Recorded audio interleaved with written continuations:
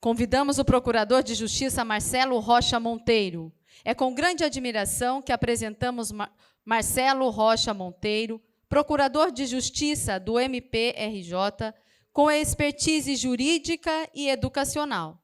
Sua dedicação à educação reflete-se como professor de Direito Processual Penal e professor emérito da Fundação Escola do Ministério Público do Rio de Janeiro, onde seu legado educacional é indiscutível. Ele também contribuiu significativamente para a segurança pública, ocupando cargos de destaque, incluindo ex-vice-presidente e presidente interino do Conselho de Segurança Pública do Estado do Rio de Janeiro. Além disso, é coautor de obras como Inquérito do Fim do Mundo e Sereis como Deuses, o Supremo Tribunal e a Subversão da Justiça, evidenciando seu compromisso com a análise crítica e a busca pela justiça. A trajetória do Procurador de Justiça Marcelo Rocha Monteiro é uma fonte de inspiração e credibilidade. O tema da sua palestra será Ativismo Judicial. Por favor, Marcelo Rocha Monteiro, seja muito bem-vindo.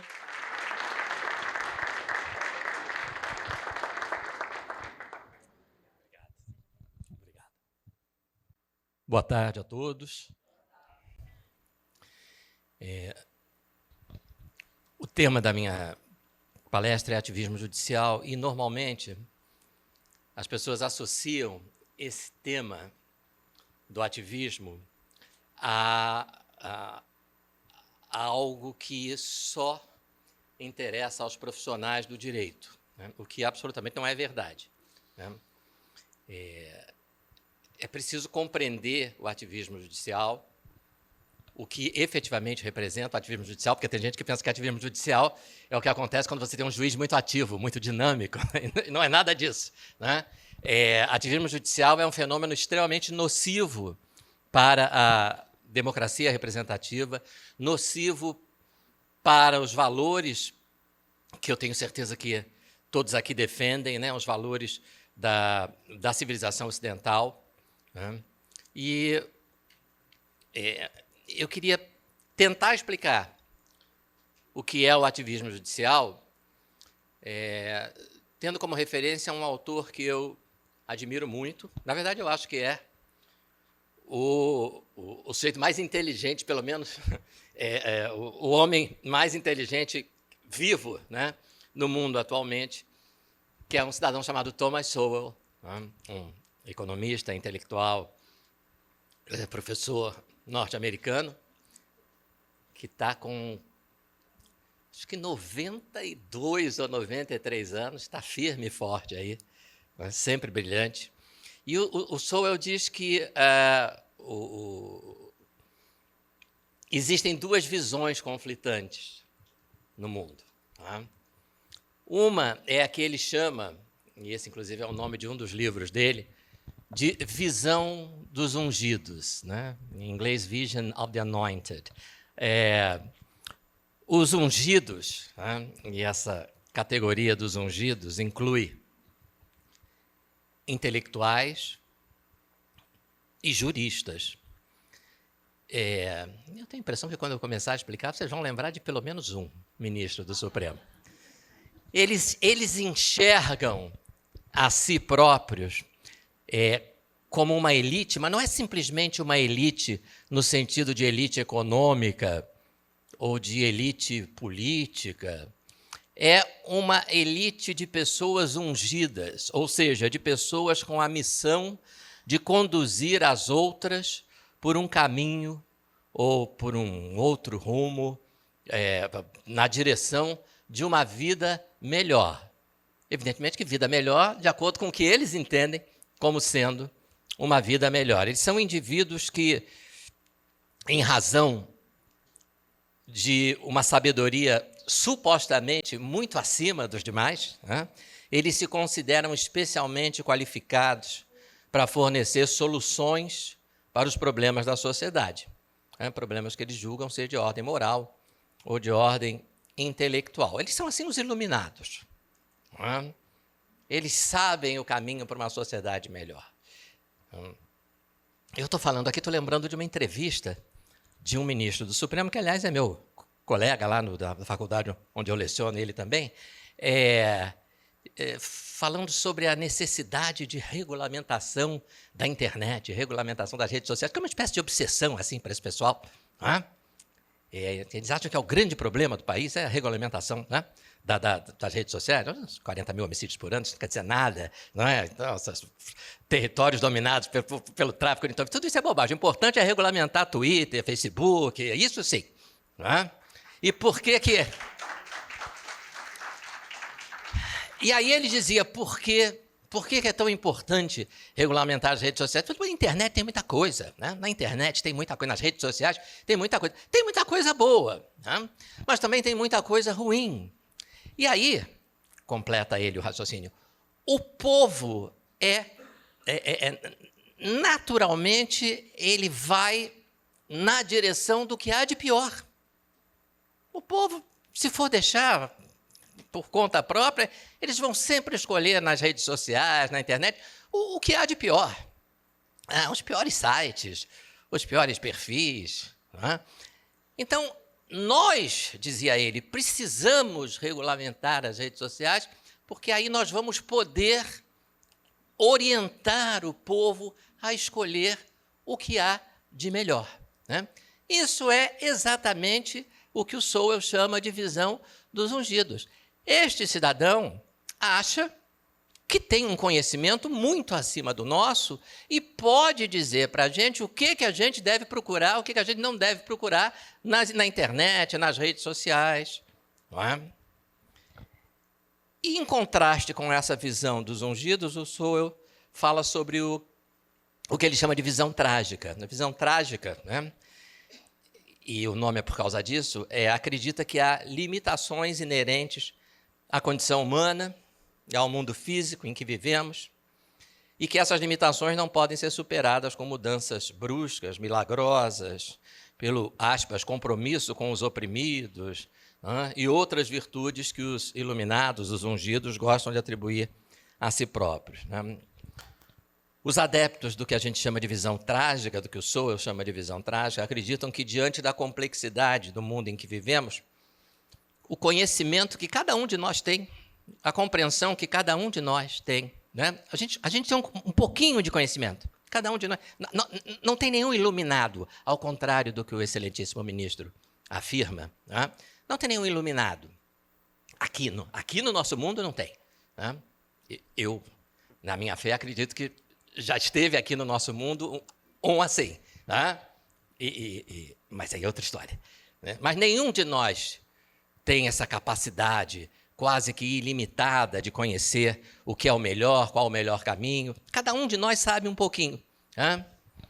Então, aquele senhor ali sabe um pouquinho de medicina. Ele é um bom médico, ele sabe mais do que eu sobre medicina. Eu sei mais do que ele sobre direito. Né? Você sabe mais do que nós dois sobre economia. E a sociedade, as trocas que nós fazemos, né, esse processo social através do qual milhões de pessoas interagem social e economicamente, né, é isso que vai beneficiar a soma dos conhecimentos diversificados, a soma das experiências de milhões de indivíduos no presente e no passado. Né? Como nos beneficia a experiência dos nossos antepassados, a gente não pode abandonar, né, essas experiências, esses conhecimentos, tudo vai se somar para que a gente possa, né, aos poucos, né, ir melhorando esse nosso mundo, sabendo que nós não vamos viver no mundo, o mundo perfeito não é aqui. Né? A gente tem que ter essa convicção que os ungidos não têm. Os ungidos se consideram pessoas com muito mais conhecimento e inteligência do que as outras, com muito mais conhecimento do que as massas, não? Pelo menos assim eles pensam. A diferença, na visão deles, entre o que eles sabem e o que nós sabemos é a diferença, mais ou menos a diferença entre deuses e meros mortais. O que isso tem a ver com o ativismo judicial? Os adeptos do ativismo judicial pensam assim. eles se consideram, são juízes que se consideram ungidos, né? Deuses, né? Um dos livros que eu sou coautor é Sereis como Deuses, né? Que fala sobre a subversão da justiça, né? O Supremo Tribunal Federal é a subversão da justiça. Por quê? Porque a visão, né, desses juízes ativistas é a de que eles conhecem a fórmula para um mundo melhor. O ativismo judicial, e é muito fácil perceber isso, com os seus discursos, eles adoram essa palavra, os senhores provavelmente já têm ouvido, contramajoritários, né? Eles têm o discurso contramajoritário significa que a maioria da população pensa uma coisa, mas a maioria da população não sabe nada, né? Gente ignorante, né? O que vale é a visão do mundo dessa minoria de iluminados. De novo, é o discurso da entrevista lá do ministro, dizendo que a maioria do povo vai escolher o que há de pior na internet. Então, nós precisamos guiar, né, a população. Nós temos, é assim que eles pensam, a melhor visão sobre aborto, sobre maconha, população ignorante que não gosta de maconheiro, né?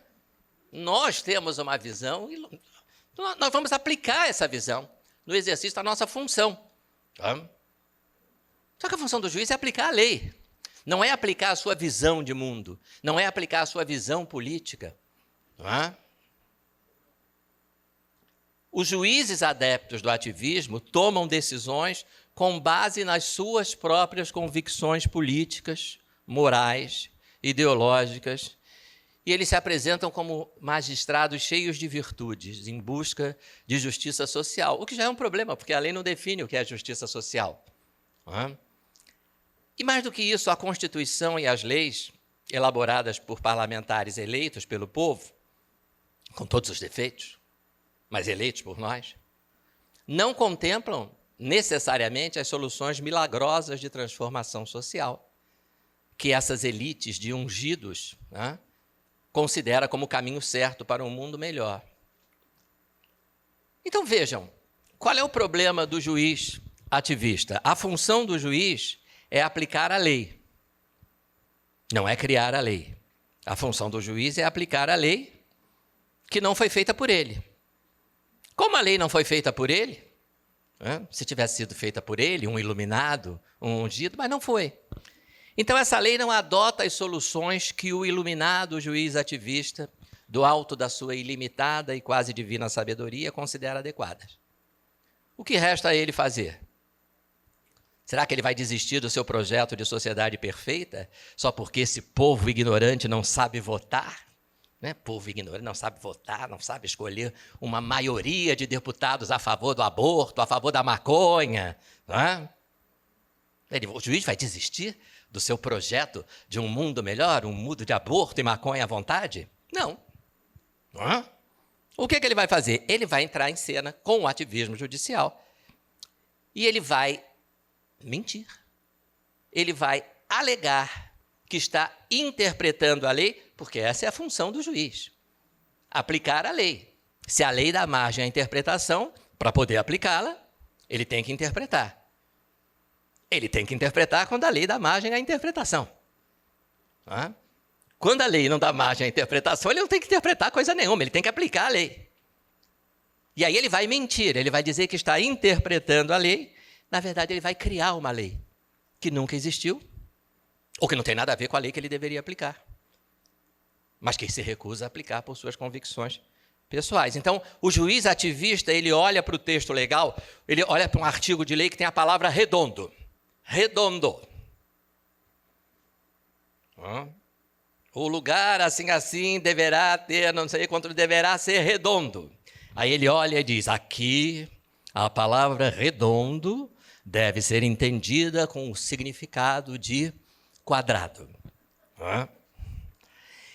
Então ele olha para um artigo da Constituição que traz a palavra mulher. Tem lá a palavra mulher. Aí ele diz, a palavra mulher, neste contexto, significa indivíduos do sexo feminino e do masculino. Mas está escrito mulher. Não, mas que eu estou usando aqui uma interpretação. Então, não está interpretando, né? Você está inventando, você está criando uma lei. Né? Quando um juiz, palavra qualquer, esse é um dos exemplos que eu mais gosto, né? Sim, eu acho que o meu filho, com 10 anos de idade, já sabia o que significava a palavra qualquer. Né? Aí o juiz ativista se depara com um artigo no texto constitucional que proíbe qualquer forma de discriminação por raça, gênero, etc.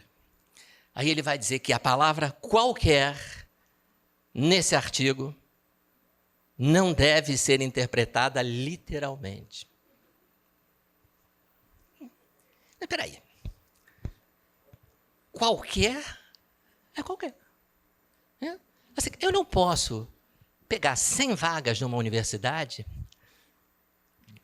dessas 100 eu tiro 20 e digo assim, só para branco.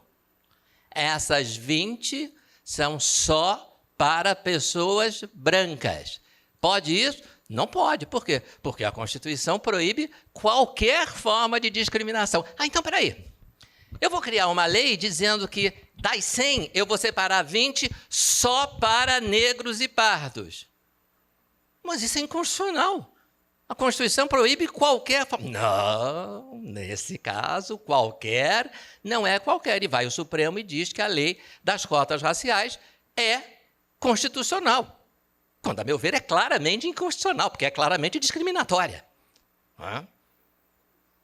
Não, mas é que é uma discriminação positiva, a favor de grupos que, historicamente, foram relegados a um segundo plano.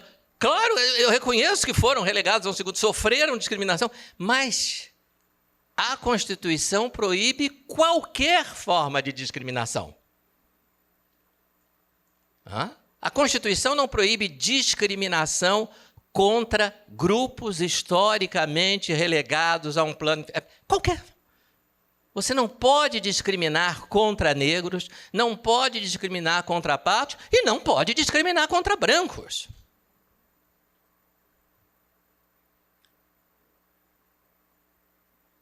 Se o juiz entende que a lei, que a Constituição deveria ser diferente, ele pode pedir exoneração e se candidatar ao Legislativo. Dá um pouco de trabalho. Tem que ser eleito, dá um certo trabalho, porque não é só se candidatar, tem que ser eleito. Né? Mas é isso. Né? Depois tentar aprovar uma lei. Vejam, a Constituição, no artigo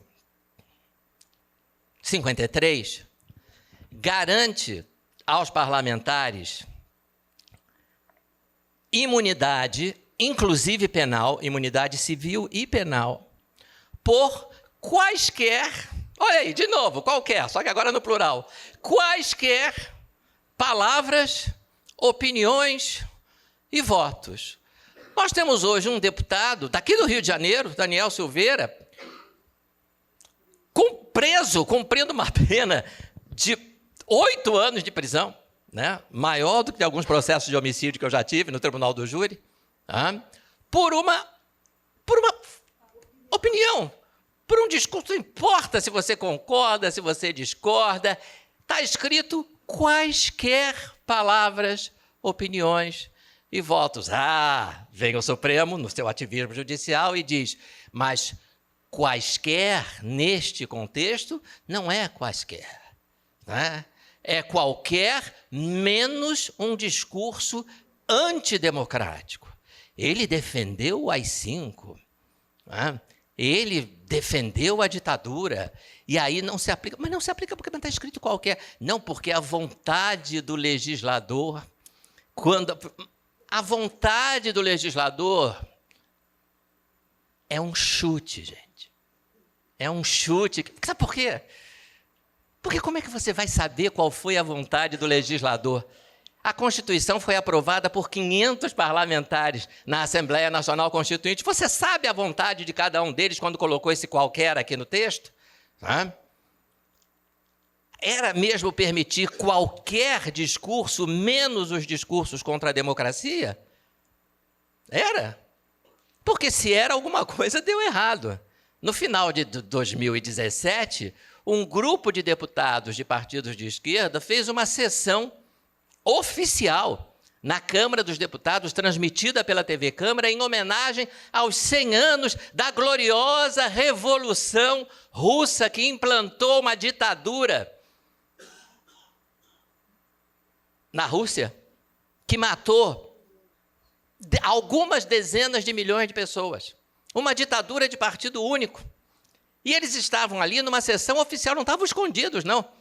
Fazendo sessão, inclusive, presidida por um deputado aqui do Rio de Janeiro, que depois deixou de ser deputado, agora acho que infelizmente voltou a ser, dizendo, olha que maravilha, a Revolução Comunista na Rússia, que maravilha, implantou um regime que, nossa, em matéria de democracia, dificilmente dá para pensar em algo mais antidemocrático. E esse discurso de exaltação de uma ditadura não foi objeto de nenhum processo criminal, de nenhum processo de cassação. Então, e nem tinha que ser. E nem tinha que ser. Por quê? Porque qualquer é qualquer. Então, se o sujeito é deputado federal, ele pode fazer um discurso em homenagem à ditadura cubana, em homenagem à Revolução Comunista que implantou a ditadura soviética, pode fazer um discurso em homenagem ao AI-5, pode fazer um discurso em homenagem ao Pinochet, ele pode fazer o discurso que ele quiser. Porque é isso que a Constituição estabelece. O mínimo de segurança jurídica que um país pode ter exige que o texto da lei se aplique da forma como está redigido. Porque senão você não tem mais segurança, se só vale o escrito no jogo do bicho, aí acabou. Aí não há mais segurança jurídica alguma, e o ativismo judicial é um perigo também para a segurança jurídica. Um exemplo que eu acho que vai entrar, eu quero falar muito rapidamente sobre ele, que não é o ponto principal aqui, mas eu acho que vai entrar para a história do ativismo judicial do Brasil, quase que como algo anedótico. O Partido Socialista Brasileiro ajuizou no Supremo Tribunal Federal a ADPF, Ação de Descumprimento de Preceito Fundamental, que é uma ponte para o ativismo judicial, contra uma resolução do governo Bolsonaro, resolução 126, de 2020. Essa resolução foi alvo da ação do Partido Socialista Brasileiro, zerou a alíquota de importação de revólveres e pistolas, armas curtas. Revólveres e pistolas, o presidente Bolsonaro zerou a alíquota e o PSB entrou com essa ação. No Supremo, sendo sorteado para a relatoria o ministro Edson Fachin. O PSB argumentou que com a redução da alíquota, que antes era fixada em 20%, o preço dessas armas ia cair alguma coisa como 40%, ia chegar a 40% do preço atual, o que eventualmente acarretaria o maior número de armas de fogo em circulação. Que é exatamente a vontade do presidente da República. Que a população tivesse acesso mais fácil a essas armas, chamadas armas curtas. Segundo o PSB, a norma violaria expressamente o texto da Constituição. Violaria expressamente o texto da Constituição. Por quê? Tem um artigo na Constituição dizendo que um trabalhador não pode ter acesso a um revólver? Na minha Constituição não tem. Talvez a minha Constituição, eu comprei uma com defeito, não sei, na minha não tem.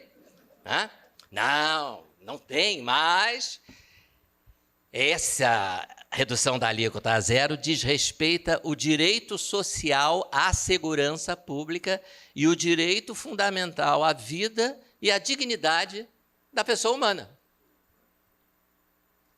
Vejam, é indiscutível que o presidente da República tem a atribuição de alterar a alíquota de imposto de importação. Está expresso isso na Constituição 153, parágrafo 1º.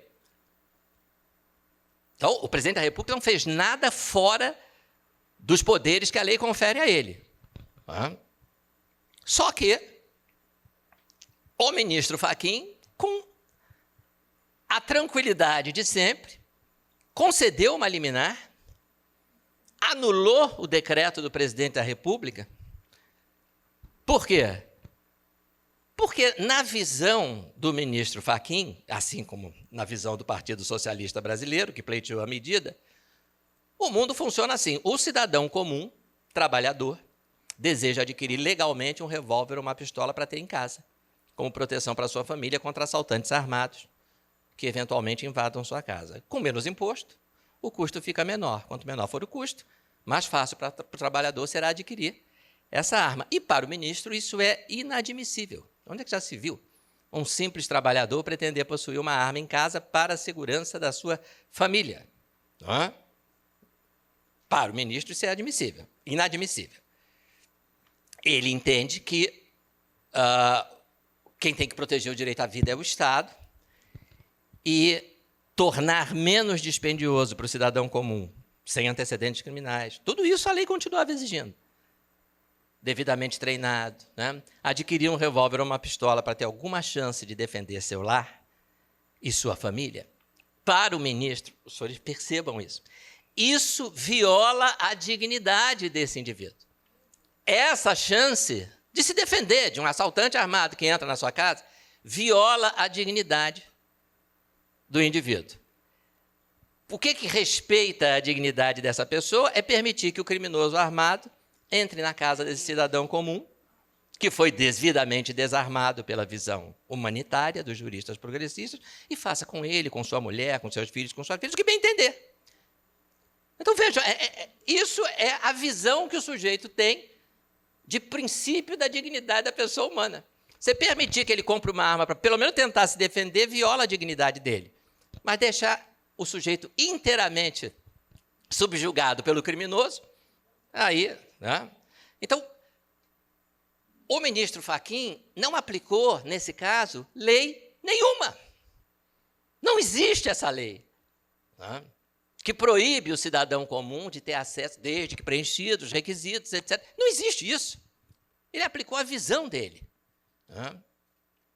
E é curioso porque esse mesmo ministro Fachin, tão preocupado com a posse legal de armas curtas por cidadãos comuns, trabalhadores, sem antecedentes criminais, esse mesmo ministro concedeu uma liminar, também a pedido do mesmo Partido Socialista Brasileiro, dentre outros, né? Na verdade, foi o Partido Socialista Brasileiro e mais um conjunto de ONGs ligadas aos direitos humanos, pelo menos uma, além de ligadas aos direitos humanos, também é ligada ao tráfico de entorpecentes, pelo menos uma. E elas pediram o que ao ministro? E o que o ministro concedeu? Na famigerada ADPF 635, uma liminar proibindo operações policiais nas comunidades dominadas pelo crime organizado. Era durante a pandemia. Claro que a pandemia acabou e a liminar continua, né? E a decisão continua. Qual foi, senhores, a lei que o ministro aplicou aqui? Obviamente, ele não aplicou lei nenhuma. Os senhores conhecem alguma lei que diga que a polícia está proibida de combater o crime organizado durante um surto pandêmico? Não existe. O vírus revoga o Código Penal? O vírus suspende a eficácia do Código de Processo Penal? O dever da polícia de combater o crime só se aplica à Barra da Tijuca, à Zona Sul? Como é que é isso? Lá na comunidade dominada pelo Comando Vermelho, não. A polícia não só não tem que entrar, como não pode entrar. De onde é que esse sujeito tirou isso? Da visão do mundo que ele tem. O senhor Fachin, como não é o único lá, é um esquerdista. Ele tem aquela visão que o esquerdista tem de segurança pública, que eu tenho certeza que os senhores conhecem, né? Qual é essa visão? Polícia, o problema não é o bandido. Para o esquerdista, o problema não é o bandido. Coitado do bandido. O bandido é a vítima da sociedade. O problema é a polícia. Repressora, fascista, racista, nazista, eletricista, né? Todos os istas que vocês puderem imaginar. Mas é isso. O Fachin antes de ser ministro, ele era um militante petista de carteirinha. Pelo amor de Deus, eu disse antes de ser ministro, tá? Ele... Eu já estou com processo até aqui. Mas, tem todo o direito de ser esquerdista, de ser socialista, de ser conservador, de ser liberal, da porta do gabinete para fora. É isso que o ativismo judicial finge não entender. Da porta do gabinete para dentro, ele aplica a lei. Ele aplica a lei quando ele gostar da lei. E quando ele não gostar da lei, ele tem que aplicar também. Não existe lei nenhuma. Eu dou entrevista sobre esse tema. E cada entrevista que eu digo, olha, eu estou aqui na Band News, eu estou aqui na Jovem Pan, eu estou aqui na Globo News, eu não estou não, porque não me chama nunca. Mas eu estou...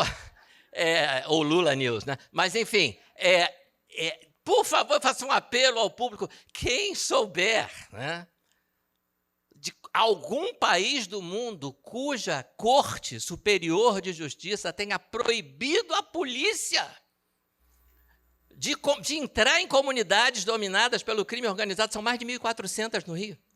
Mais de 1.400. Agora o número é maior ainda.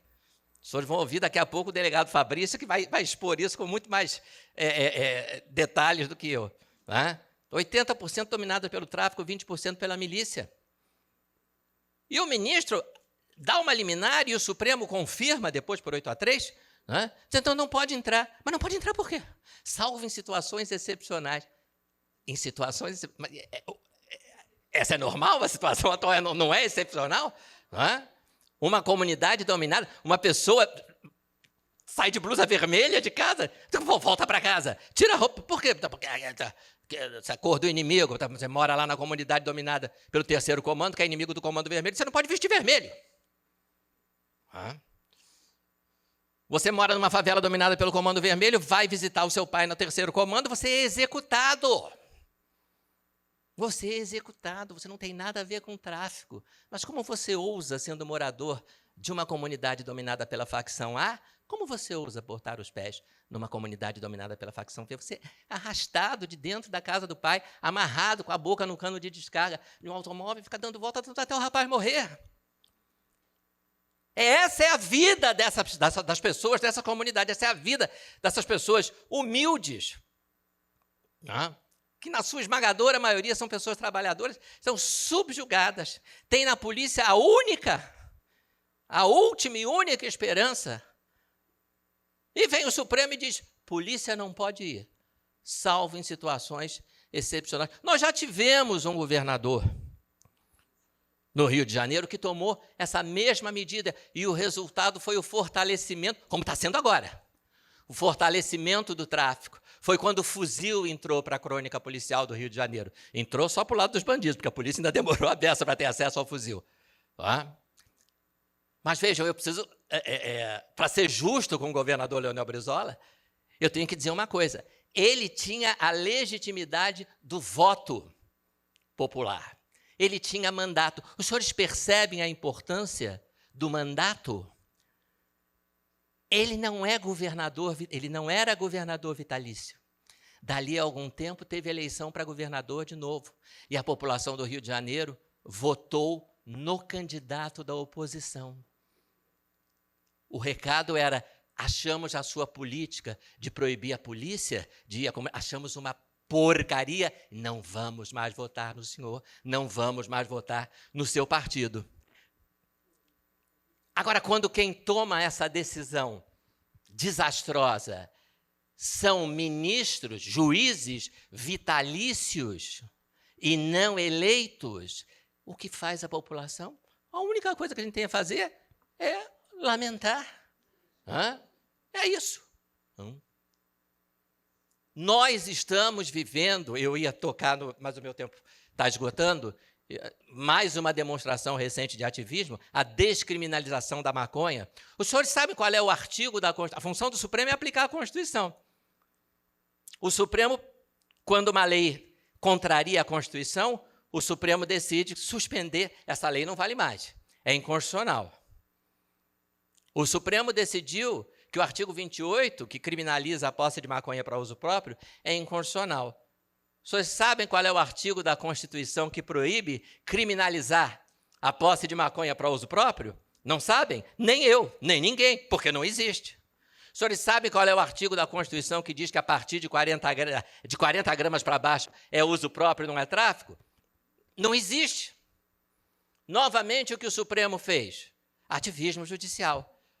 Os ministros impuseram a sua visão de mundo. Tem todo o direito de ter a visão do mundo que tiverem, mas é da porta do gabinete para fora. Quando esse tipo de decisão é tomada por quem de direito, que é o parlamento, que é o poder legislativo, daqui a alguns anos, eu, como eleitor, vou poder dizer: deputado, o senhor votou a favor da descriminalização da maconha? Eu achei bacana, gostei muito, vou votar no senhor de novo. Deputado, o senhor votou a favor da descriminalização da maconha? Eu achei uma porcaria o que o senhor fez, nunca mais o senhor vai ter o meu voto, porque eu acho que tem que continuar sendo crime. Então, eu vou votar em quem pensa como eu. Essa é a diferença. É isso que o ativismo judicial mata. Ele mata a democracia representativa, porque ele nos exclui dessas decisões. Quando essas decisões são tomadas pelo parlamento, pelo poder legislativo, com todos os seus defeitos, nós, eleitores, podemos, na eleição seguinte, dizer: gostamos, vamos votar em vocês de novo, achamos uma porcaria, não vamos mais votar, vamos votar no outro time. Quando essa decisão é tomada por um governador, por um presidente, por um prefeito, nós novamente podemos, na eleição seguinte, dizer: gostamos muito, governador, do senhor proibir a polícia de reprimir o crime organizado. Vamos votar no senhor outra vez, ou no seu partido. Não gostamos, achamos péssima essa política de segurança pública, vamos votar na oposição. Nós estamos vendo a democracia representativa ser corroída pelo ativismo judicial. Há 1 ou 2 semanas, esteve aqui no Rio o ministro Fachin para avaliar os resultados, que são catastróficos, da ADPF 635. É o tráfico se expandindo, é a criminalidade se expandindo. Catástrofe. O próprio CNJ teve que reconhecer isso num relatório elaborado sobre como a criminalidade se expandiu no Rio, desde essa decisão desastrosa do Supremo. E aí ele sai do evento e dá uma entrevista, acho que para o Globo, não lembro, dizendo assim: eu estou com muita esperança de homologar um bom plano de segurança pública para o Estado do Rio de Janeiro. Eu não consigo me lembrar de ter votado nele para governador. Não, eu estou com a memória, não é possível, não lembro da candidatura dele. O sujeito, com a maior tranquilidade, diz: estou com esperança de homologar um bom plano de segurança pública. Os senhores sabem quem é governado por gente vitalícia, por autoridades vitalícias? Quem mora em 2 tipos de países, né? Ou quem mora em monarquia absoluta, que vai ser governado pelo rei até o rei morrer, né? Arábia Saudita, tem poucas hoje, Arábia Saudita e mais uma ou outra. Ou então quem vive em ditadura, tipo Coreia do Norte, Cuba. Infelizmente, a única coisa que eu posso garantir aos senhores hoje é que nós não vivemos numa monarquia absoluta. O resto, eu estou em dúvida. Muito obrigado.